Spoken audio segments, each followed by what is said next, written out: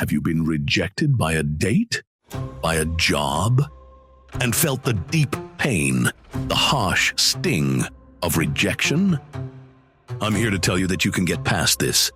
You can come back bigger than ever, stronger than ever, better than ever.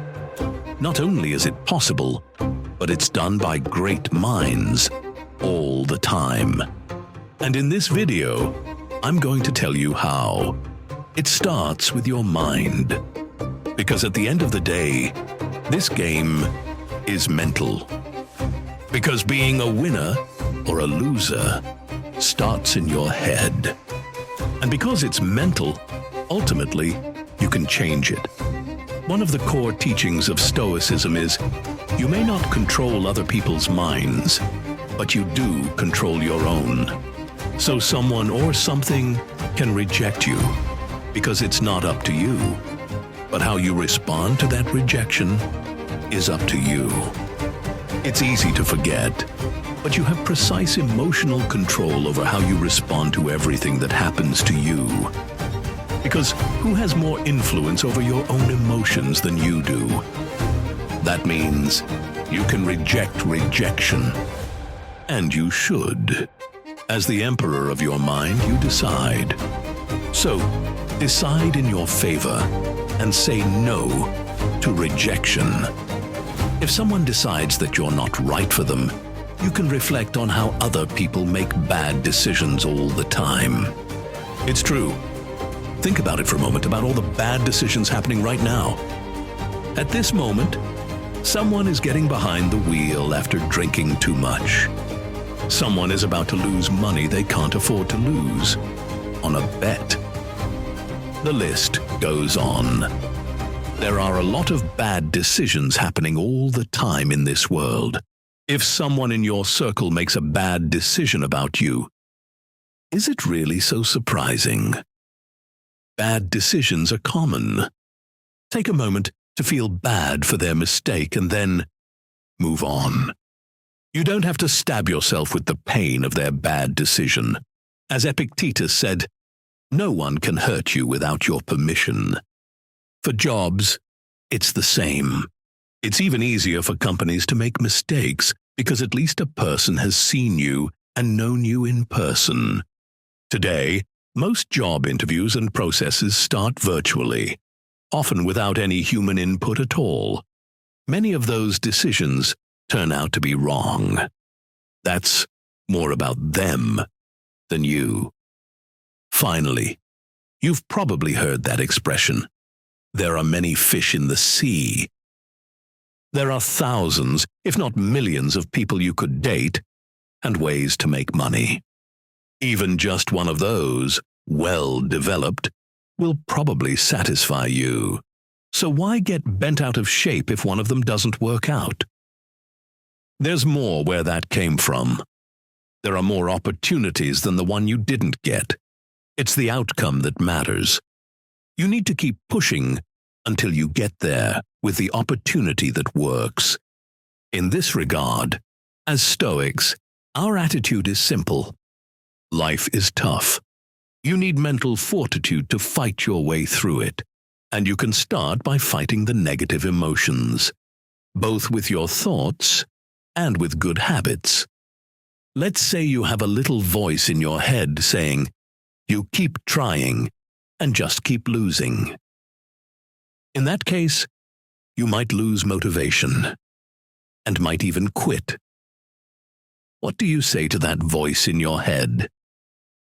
The first thing we should do is look at this critically. In most cases, remember, it takes a lot of repetitions to get good at something.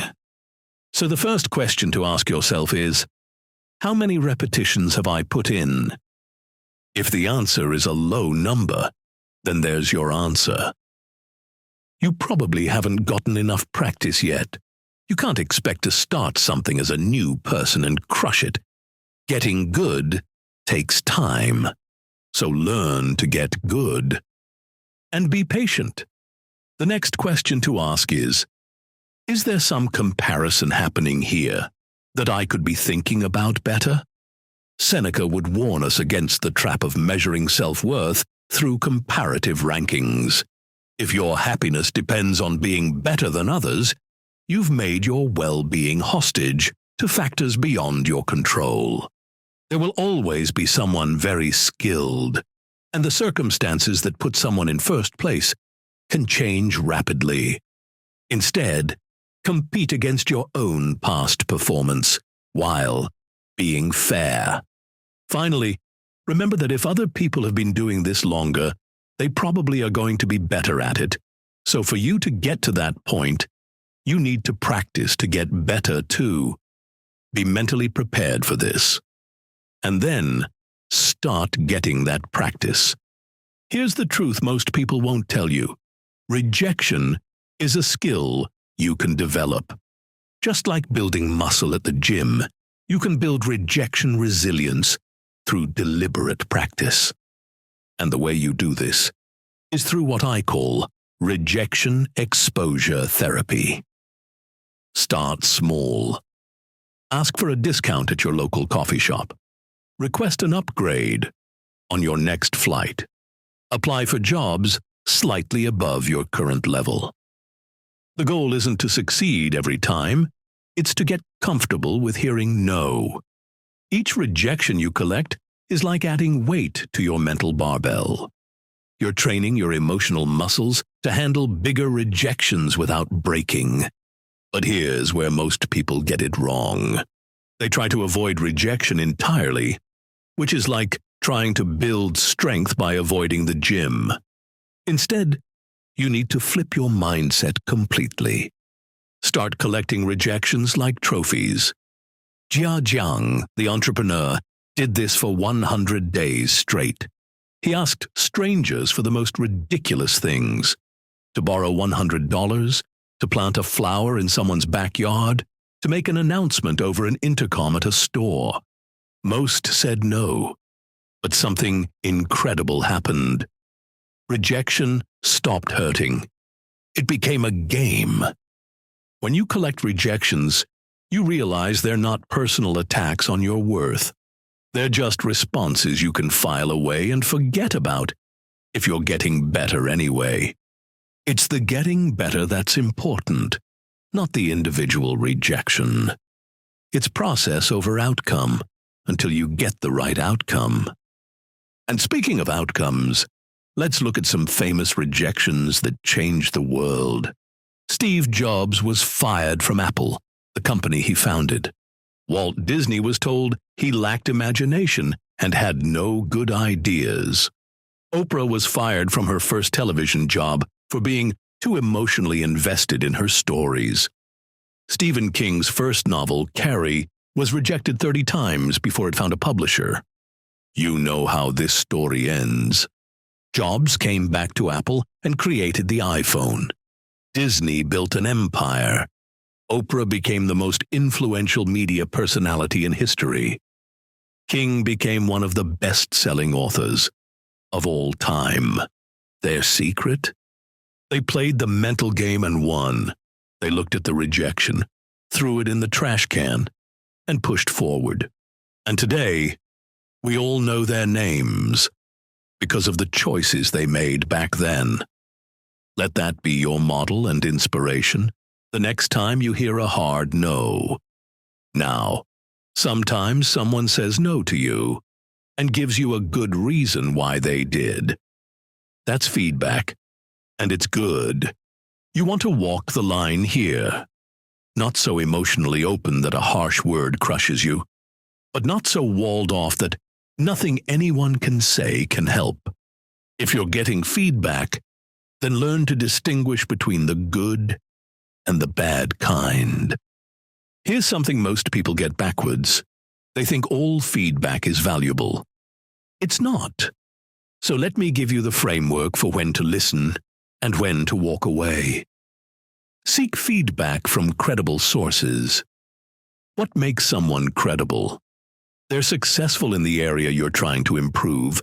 They have actual experience making the decisions you want them to make, and they have skin in the game. A hiring manager who's been recruiting for years? Listen, a random friend who's never hired anyone? You might want to ignore that, especially if that friend doesn't know your area. Seek feedback when it's specific and actionable. Good feedback sounds like this. Your presentation was strong, but you lost me when you explained your reasons, which didn't make sense. Bad feedback sounds like this. It just wasn't a good fit. The first gives you something to work with.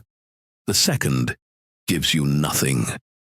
Seek feedback when it's offered constructively, and pay attention to how that feedback is delivered. Constructive feedback focuses on behavior and actions you can change. Destructive feedback attacks your character or things you can't control.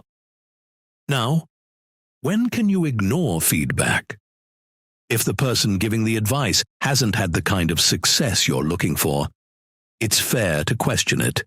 Your uncle who's been at the same job for 20 years probably shouldn't be giving you career advice about switching industries. Your friend who hasn't been on a date in years shouldn't be coaching you on dating. Ignore feedback that's emotionally charged. If someone's angry, frustrated, or clearly having a bad day, their feedback is going to be affected by their negative emotional state. Come back to them later when they're calmer. Or better yet, find someone else entirely. Disregard feedback that contradicts your core values. If someone tells you to compromise who you are fundamentally to get what you want, that's not feedback. That's bad advice. You have the right to be who you want to be. And you definitely, always, have the right to be ethical. Set aside feedback from people who have nothing to lose. Random online comments, casual acquaintances, people who will never see you again. Their opinions cost them nothing to give and should cost you nothing to ignore. Finally, if someone is giving you feedback that is trying to make you pay for something, feel free to be very skeptical. It might have value, but you're right to question it. Here's the golden rule. Feedback is only valuable if it comes from someone whose opinion you would actively seek out. If you wouldn't go to them for advice, don't let their unsolicited advice affect you. So go out there. Try. Accept the rejections that you get with feedback, and then come back twice as hard and win. This is what separates the winners from the quitters. They use rejection as rocket fuel. They don't just bounce back from rejection. They use it to launch themselves higher than they ever would have gone without it. You can use rejection to motivate your self-improvement. When someone rejects you, they're essentially giving you a roadmap to success. They're telling you, whether directly or indirectly, what needs to change.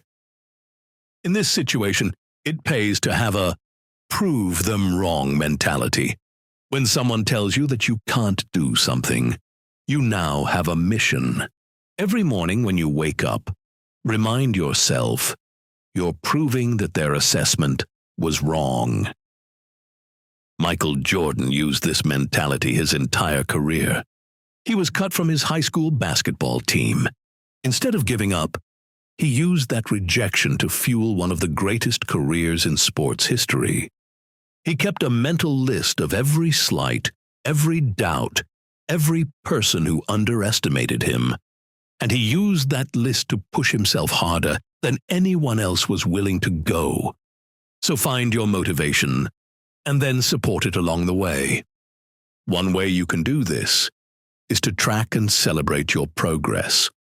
You need to see concrete evidence that you're improving, or you might falter. If you're job hunting, track how many applications you send, how many interviews you get, how your interview skills improve. If you're dating, track how many conversations you start, how many dates you go on, how your confidence grows.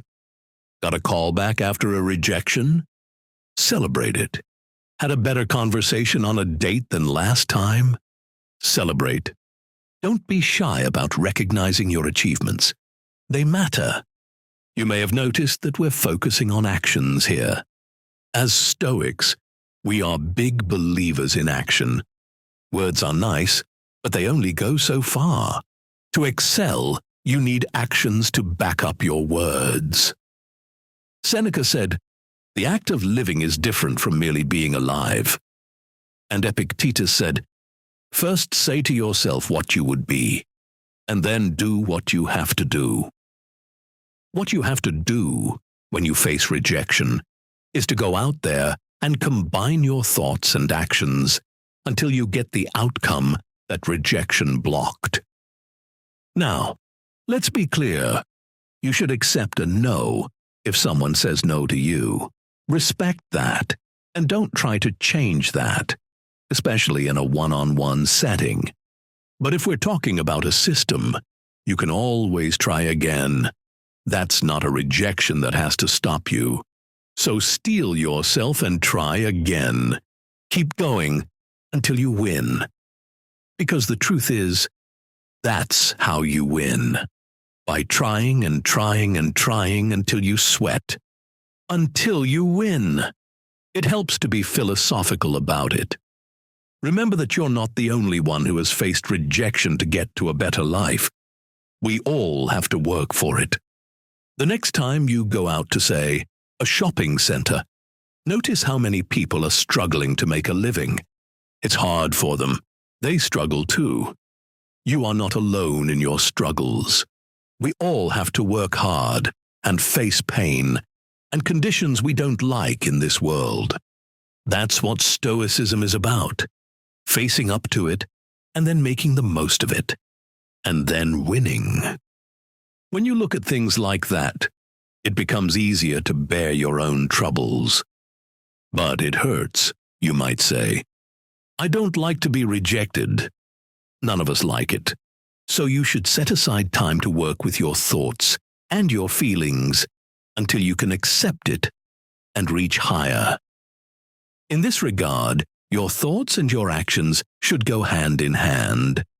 Each one should help raise the other.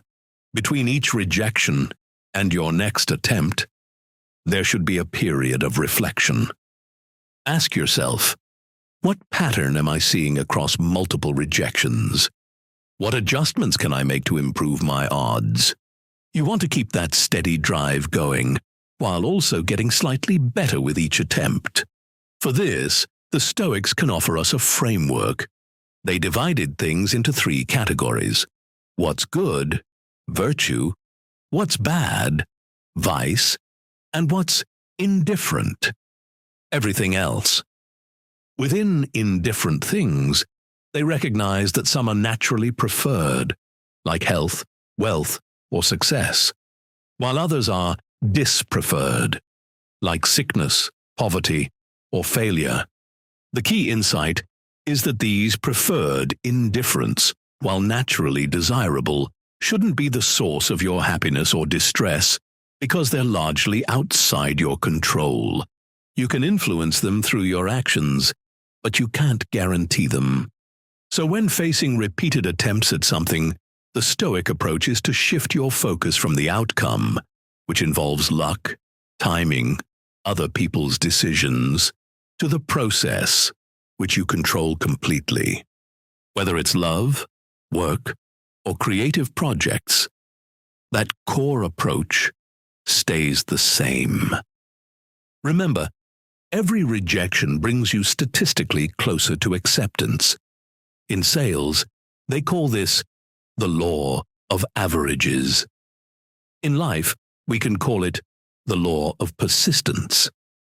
Your job isn't to avoid rejection, it's to accelerate through it faster than your competition. And in this world, you will have to compete with others and step over obstacles to get to the things that you want.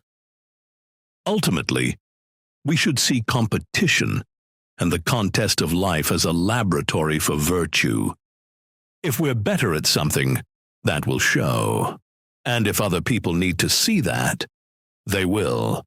Every match, race, or contest becomes an opportunity to demonstrate our abilities to ourselves and to others. So hold your head up and compete for the victory you deserve. Do it for long enough, and you'll win. So here's where we stand. You now have the complete toolkit for turning rejection into something you can rebound from and improve on.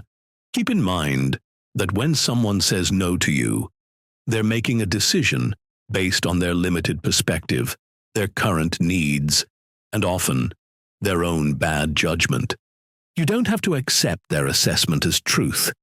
As the emperor of your own mind, you get to decide what rejection means. If you decide it doesn't matter, it doesn't matter. One way you can get better at this is to practice accepting rejection. Begin with small asks, that coffee shop discount or flight upgrade, or job application for which you're slightly underqualified. Collect them like trophies. Each one is making you stronger, more resilient, and less afraid of the word that stops most people dead in their tracks. When feedback comes with rejection, be selective about what you absorb. Listen to sources who have skin in the game and can offer specific, actionable insights. Ignore the rest. People who don't know what they're talking about, like random internet strangers, don't deserve space in your head. Instead, learn to use every rejection as rocket fuel for improvement. If an answer or a person points out something you could have done better, work on it. And if the answer doesn't do that, throw yourself into the next attempt without looking back. Between each attempt, take the time to pause for reflection. How can you adjust your approach? Commit yourself to becoming the best version of who you already are. Finally, remember that competition is inevitable in this world.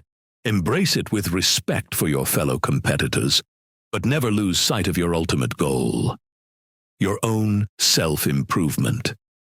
The Stoics taught that we cannot control outcomes, but we can control our responses. We cannot guarantee success, but we can guarantee effort. We cannot avoid rejection, but we can choose how it shapes us. Now go out there in the arena of life and compete. Learn to get over those rejections. If you keep at it, you'll win. Your future self is counting on it.